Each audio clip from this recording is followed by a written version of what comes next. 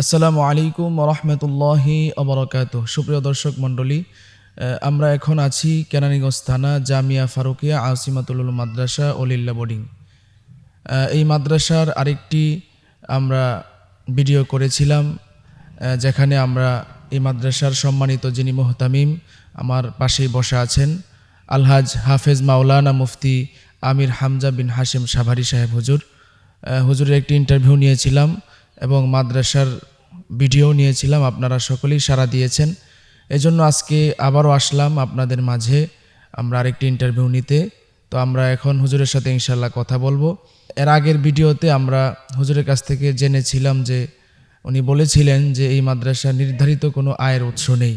তো আমরা ইনশাল্লাহ এখন হুজুর থেকে জানবো যে এই মাদ্রাসায় কতজন হাফেজ হয়েছে এবং মাদ্রাসার এখন কোনো প্রয়োজন আছে কিনা, কিভাবে মাদ্রাসা চলতেছে আমরা হুজুরের কাছ থেকে সরাসরি ইনশাল্লাহ জানবো। আসসালামু আলাইকুম হুজুর, ভালো আছেন? ওয়ালাইকুম আসসালাম ওয়া রাহমাতুল্লাহ। আলহামদুলিল্লাহ, আপনি ভালো আছেন? জি আলহামদুলিল্লাহ, আল্লাহ ভালো রাখছে। আপনার কাছ থেকে আমরা আরেকটি ইন্টারভিউ নিয়েছিলাম এর আগে।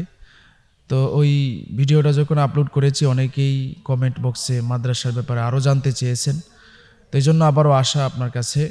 তো আমরা একটু জানতে চাই যে মাদ্রাসা, আমরা জেনেছি আপনাদের মাদ্রাসার মাহফিল গিয়েছে এবং আলহামদুলিল্লাহ এই মাদ্রাসা থেকে ছাত্ররা হাফেজ হয়ে পাগড়ি নিয়েছে। তো এই মাদ্রাসা থেকে কতজন ছাত্র হাফেজ হয়েছে এবং পাগড়ি নিয়েছে?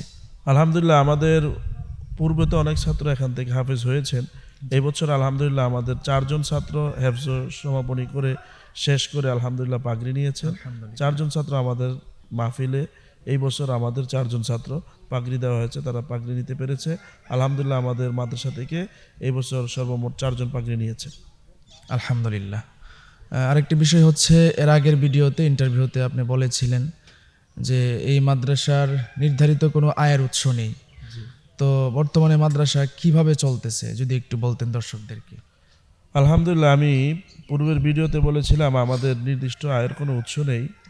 এটা বলার কারণ হলো আসলে আমাদের নির্দিষ্ট আয়ের কোনো উৎস নেই।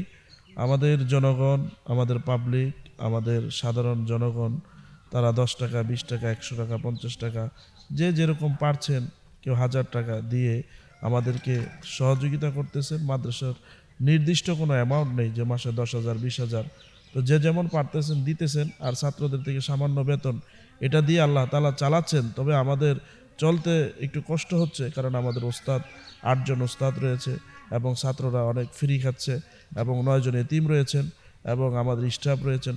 সব কিছু মিলিয়ে যেহেতু আমাদের লিল্লা বোর্ডিং এখানে রয়েছে, সেদিকে লক্ষ্য করে দেখা যায় যে আমাদের মাদ্রাসার বেতন, ওস্তাদদের বেতন এবং বোর্ডিংয়ে যে টাকা দরকার সেই টাকাগুলো আমাদের যোগান দিতে খুবই কষ্ট হচ্ছে।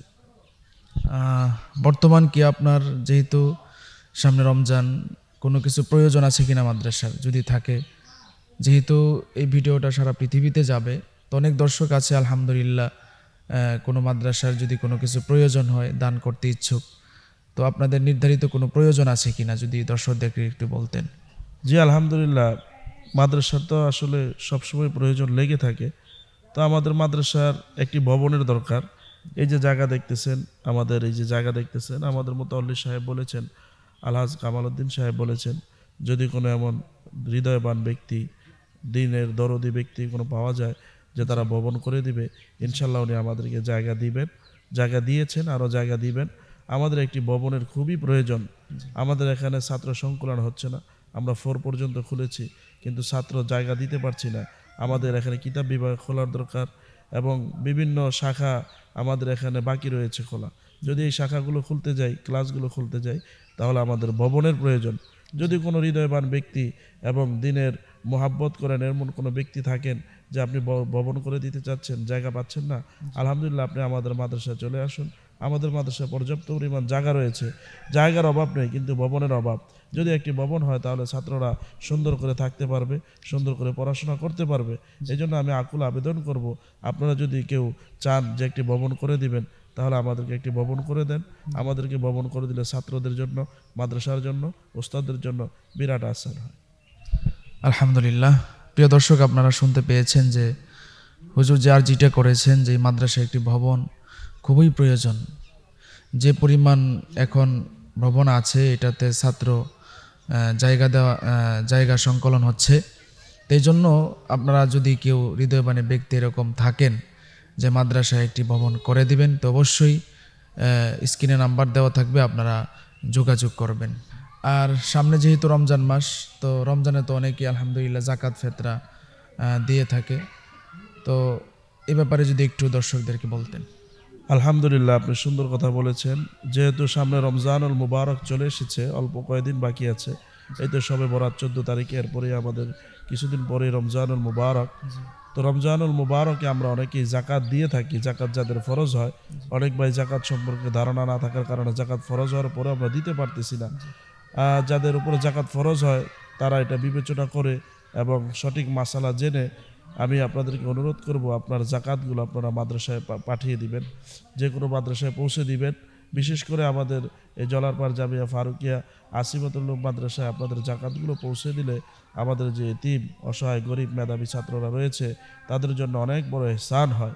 জাকাত তো আপনারা অনেক খাতেই দিয়ে থাকেন। অনেকে প্রশ্ন করে থাকেন, হুজুর জাকাত কি শুধু মাদ্রাসায় দিতে হবে?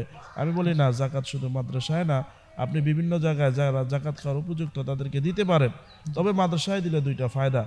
আমাদের মুরব্বীরা বলেন যে মিষ্টি খাইলে মিষ্টি শেষ হয়ে যায়। একজনকে মিষ্টি খাওয়াইলে সে মিষ্টিই খাইলো, শেষ। এর মধ্যে মিষ্টি খাওয়ার মধ্যে সীমাবদ্ধ। আপনি যদি সাধারণ আপনার জাকাতগুলো যদি সাধারণ কোনো মানুষকে দেন তাহলে মিষ্টি খাওয়ার মতো, সে খাইলো, সব পাইলেন, শেষ, এখানেই সীমাবদ্ধ। আর আপনার জাকাতগুলো যদি আপনি মাদ্রাসায় দেন তাহলে একটা ফল গাছ লাগাইলে যেমন ফল সারা জীবন হতে থাকে, একটা আম কিনে খাওয়ার পরে আমের এই আটি বীজটা লাগানোর পরে আম গাছ হয়, সেখান থেকে ফল চিরদিন থাকবে, গাছ যতদিন থাকবে ফল ততদিন হবে। ঠিক তদ্রূপভাবে আপনার জাকাতটা যদি কোনো মাদ্রাসায় দিয়ে দেন, এই মাদ্রাসায় দেওয়ার কারণে এখান থেকে যত ছাত্র বের হবে, হাফেজ হবে, আলেম হবে, কিয়ামত পর্যন্ত আপনি সব পেতে থাকবেন। সাধারণ পাবলিককে দিলে সব হবে, তবে এটা সদকায়ে জারিয়া হিসাবে থাকে না।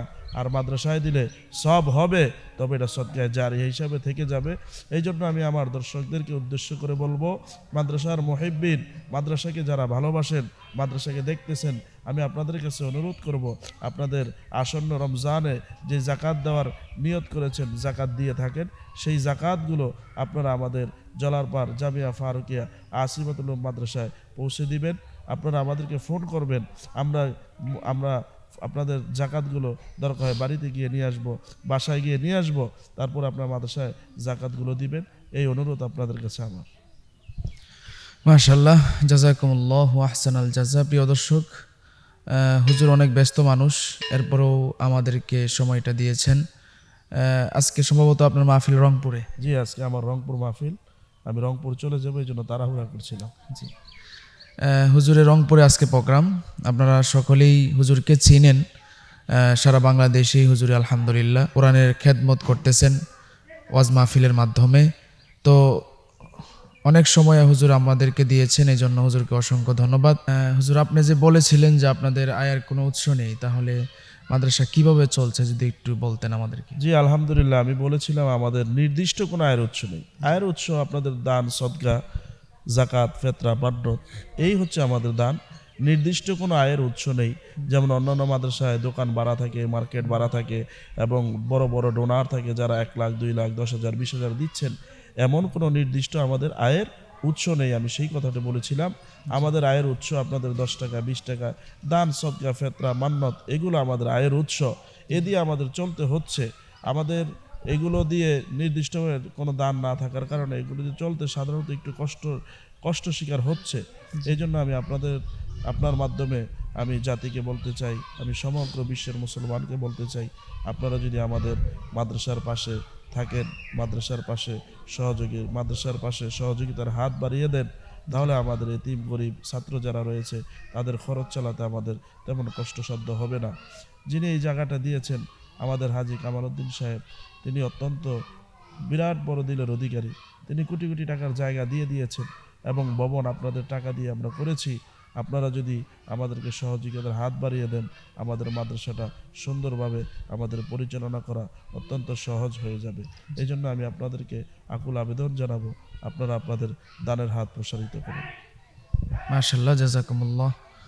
প্রিয় দর্শক, আপনারা হুজুরের মুখ থেকেই শুনতে পেয়েছেন, আসলে একটি প্রতিষ্ঠান চালাইতে অনেক কষ্ট। কারণ যেহেতু আমাদের কওমি মাদ্রাসাগুলো সরকারিভাবে কোনো অনুদান থাকে না। আপনারা জনসাধারণ যারা আছেন তাদের দানের টাকাই আমাদের এই কওমি প্রতিষ্ঠানগুলো মাদ্রাসাগুলো চলে। তো এই জন্য আপনাদের কাছে আকুল আবেদন, আমাদের আলহাজ হাফেজ মাওলানা মুফতি আমির হামজা বিন হাশিম সাহেব হুজুর চমৎকারভাবে আমাদেরকে বিষয়গুলো জানিয়েছেন এবং আপনাদের সামনেও এই কথাগুলো বলেছেন। আপনাদের কাছে আকুল আবেদন থাকবে, আপনারা আপনাদের দান ফেতরা জাকাত এই টাকাগুলো ইনশাআল্লাহ এই মাদ্রাসায় পৌঁছিয়ে দিবেন। স্ক্রিনে নাম্বার দেওয়া থাকবে। আজকের মতো এখানেই বিদায় নিচ্ছি। আসসালামু আলাইকুম ওয়া রাহমাতুল্লাহি ওয়া বারাকাতুহু।